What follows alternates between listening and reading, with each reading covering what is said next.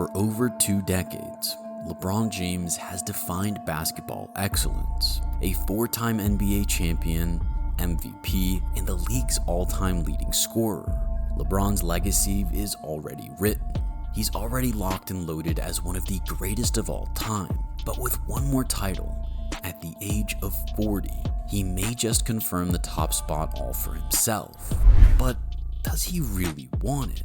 Despite having a net worth of $1.2 billion, yes, billion, and despite LA having clear gaps on the roster, LeBron seems determined to collect every penny possible. This is why LeBron James is destroying the Lakers. And so you're going to have to pay LeBron, and he's opting in for $52.6 million. So again, what is it? Are you about winning? Because I've seen Ohtani take pay cuts, and Josh Allen and Tom Brady and Tim Duncan and Jalen Brunson. That's about winning. Tom did it for winning. He was the best quarterback in the world, and he kept taking pay cuts. So you're going to have to pay Luka, and I'm told you're going to pay eventually Austin Reeves. So if LeBron is opted in, it's not a championship team. When LA traded for Luka Doncic in February of the 2024-25 season, the entire basketball world went into meltdown, and rightfully so. The news was so unbelievable, fans were convinced Shams Charania had been hacked. And once everyone realized it wasn't some kind of prank, the internet lit up with wild conspiracy theories. And just as the dust was settling, the Mavericks conveniently landed phenom Cooper Flagg in the draft, a move that raised plenty of eyebrows and instantly reignited the hype in Dallas. Back in LA, the thought of Luka suiting up next to the legendary LeBron James wasn't just exciting, it was pure basketball fantasy. This wasn't your average blockbuster trade. It was the kind of dream pairing fans create in video games. 2 generational talent, 1 court, chasing history together. Who could honestly keep up with that much firepower, creativity, and shot-taking potential on one team? As it turns out, Minnesota could, brushing the Lakers aside in the first round of the playoffs without breaking a sweat. For as good as the offensive options were for LA, particularly when you factored in the ever-improving Austin Reeves as well, there were some very significant flaws elsewhere on the roster. For one, the lack of a center was crystal clear. Head coach JJ Redick only had 1 center of note at his disposal in Jackson Hayes, and he really didn't like sticking him on the court, averaging just 7.8 minutes per game in the postseason. Doncic and James did what they do best, scoring 30.2 and 25.4 points per game respectively, but it was all for nothing, as the Lakers were helpless to stop the T-Wolves enjoying a 4-1 series win. To add insult to injury, and to really ram the point home, the series-clinching Game 5 saw Rudy Gobert completely take over with a 27-point, 24-rebound double-double. The bottom line was, the Lakers were outmatched because of their lack of a center, and their dismal depth was crippling.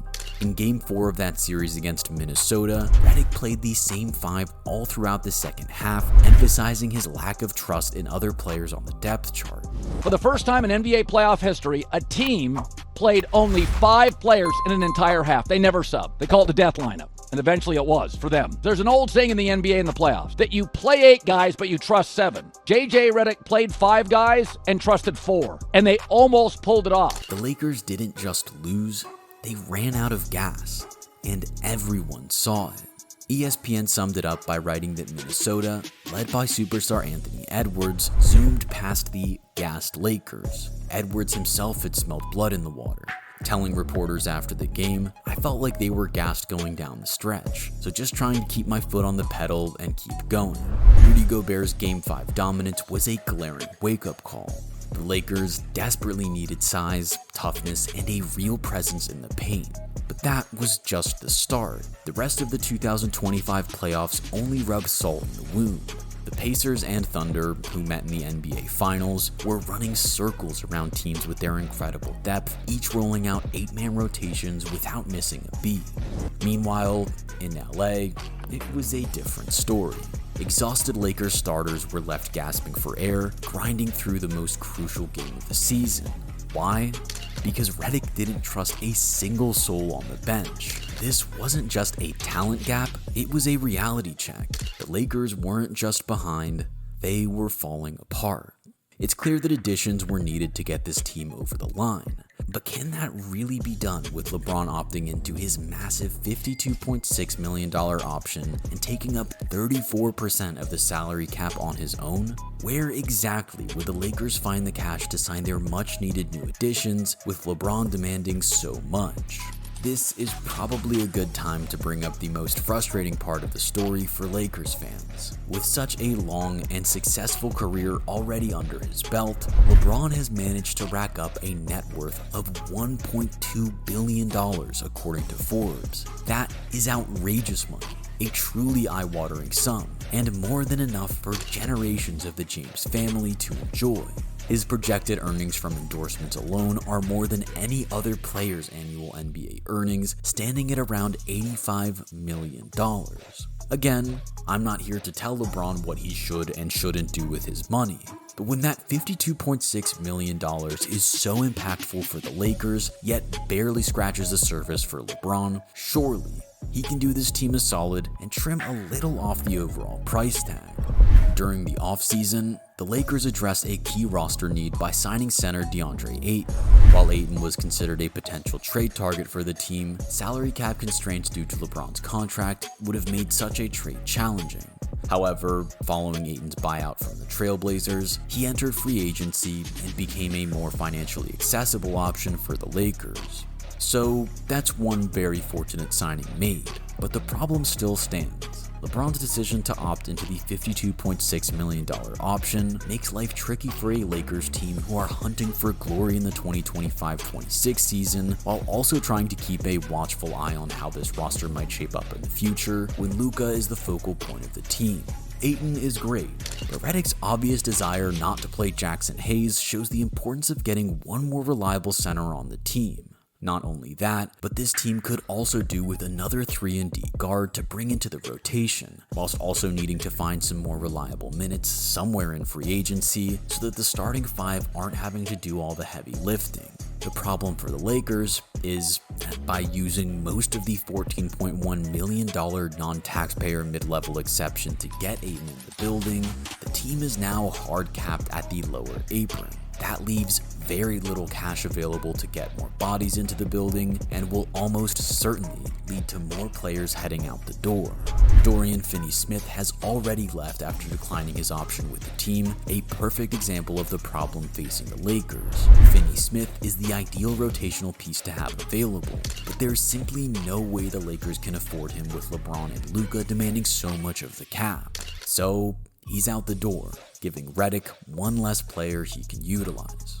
Jake LaRavia, the former Kings forward, has arrived to help plug that gap slightly, but he's undoubtedly a downgrade on the departing Finney-Smith. He's also the recipient of the remainder of that mid-level exception. The Lakers then got lucky again with Marcus Smart also securing a buyout with his former team, the Wizards, and joining the Lakers in July to continue bolstering the ranks on a budget. The Lakers do still have the biannual exemption available to them, freeing up another $3.9 million, but this will depend on the team waiving Shake Milton's non-guaranteed contract. There's the potential to bring in another couple players, but it has to be done on the cheap. Very cheap. It's taking immense effort by Rob Pelinka to make the most of this tough situation, and, in fairness, he's doing a good job with it. But it doesn't need to be this hard. If LeBron was willing to take a pay cut, this could all be solved far more easily. And look, James has more than earned the right to get paid the big bucks.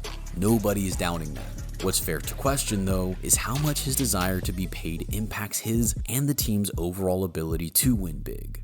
Over the years, there have been many examples of superstars taking less money so that the franchise can build a winning roster around them. In 2012-13, Tim Duncan cut his paycheck in half to help the Spurs bring in the talent it needed, and 1 year later, they were champions. This secured Duncan his 5th NBA title and bolstered his already outrageous resume even further. If LeBron wants to match Duncan's 5 championships, then why wouldn't he make a similar financial decision to enhance his own legacy? This concept isn't unique to basketball either, with Tom Brady famously accepting lower pay throughout his epic tenure in the NFL. He reportedly left between $60 and $100 million on the table throughout his career. His reward was 7 Super Bowl rings and a legacy as the undisputed greatest player of all time. Now, LeBron may already believe he's the greatest of all time and that he doesn't need another title to put the finishing touches on his GOAT bid, but there are plenty who would disagree. You do know that MJ has 6 titles, right? And LeBron has 4. You do know that, right? You do know that MJ was undefeated in all 6 NBA Finals appearances. Do you know that? You do know that Michael Jordan never allowed an NBA Finals series to get to a 7th game. Did you know that? I'm sure you did. Did you know that Michael Jordan is the former Defensive Player of the Year, 1988? LeBron James has never won a Defensive Player of the Year. We're talking about what you do on both sides of the court, and we're talking about Michael Jordan, in my mind, being the greatest, but not throwing any shade on LeBron James because he's the worthy number 2. It's undeniable that these arguments would be much harder to make if LeBron did the unthinkable and led a team to NBA glory as a 41-year-old. But he would need as much support as possible around him to do that. If he truly wanted to, he would have taken a pay cut. A $15 million discount could have allowed the team to keep Dorian Finney-Smith in the building, on top of the moves they have already made this year to bring in Ayton, Smart, and LaRavia.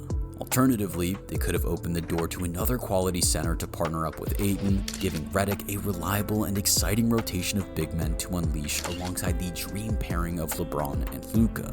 Just think how scary this team would be if Luka, LeBron, and Austin Reeves had adequate defensive support and enough size alongside them to protect the rim and control the court. If that were the case, then Lakers fans would surely be feeling a hell of a lot better about their title chances, and LeBron would be able to pull level with Tim Duncan and only behind Michael Jordan. Now, we have to actually talk about what the Lakers are getting for that $52.6 million. Counting so much against the cap for a team that also has to pay Luka Doncic means you've got to be delivering at an incredibly high level. In the regular season, there was no doubt that LeBron did exactly that, securing his 21st consecutive NBA All-Star selection and his 4th All-NBA second-team nod. He shot 51% from the field and 37% from deep to prove he's still a scoring machine, while also racking up 7.8 rebounds, 8.2 assists, and 1 steal per game. Even as a 40-year-old, LeBron was still delivering as one of the best all-round players in the NBA. However, when the playoffs came around, the high-level play we have come to expect from James disappeared when it was needed most. Despite his overall stats staying strong, LeBron disappeared in the 4th quarters of LA's one and only 2025 playoff series. He recorded a negative plus-minus in each 4th quarter, only topping 6 points once and shooting 33% from the field and 30% from deep. LeBron still puts up numbers, but when the lights shine brightest, is he still the guy? In Game 4, with the Lakers desperately needing a win to keep themselves in the series, he scored 0 points in the 4th quarter, despite playing the full 12 minutes. The harsh truth, when the Lakers needed him most, LeBron James didn't deliver. With the season hanging in the balance, the King came up empty. And it's not just a one-off, it's part of a troubling pattern. Over the past 2 postseasons, LeBron's Lakers have stumbled to a brutal 2-8 record, crashing out of the first round in back-to-back years, both times losing 4-1. For a player of his caliber, for a franchise with this much history, that's not just disappointing, it's a disaster. If the Lakers want to snap out of this downward spiral, they need LeBron James at his absolute best, and they need to surround him with a squad that can actually help carry the load. But it's nearly impossible to build a deep, competitive roster when one player is eating up $52.6 million in cap space. That's the brutal truth. If LeBron is serious about chasing one more ring, the smartest move he can make isn't on the court, it's in the contract negotiation room. Because let's be real, it's not like the man needs the money. Want to win? Take the pay cut. That's how champions are built. This isn't just about one more playoff run, it's about how LeBron's story will be remembered. If LeBron trimmed just $15 million off his deal, this roster could go from thin to terrifying, which leaves one question. What matters more to him? The money or the ring? The Lakers are walking a razor's edge, and LeBron holds the key to their future. The question is simple. Can LA actually win it all with LeBron soaking up $52.6 million of the cap? Or is it time for the King to lead by example and take a pay cut to give this team a real shot at a title? What do you think? Drop your take in the comments.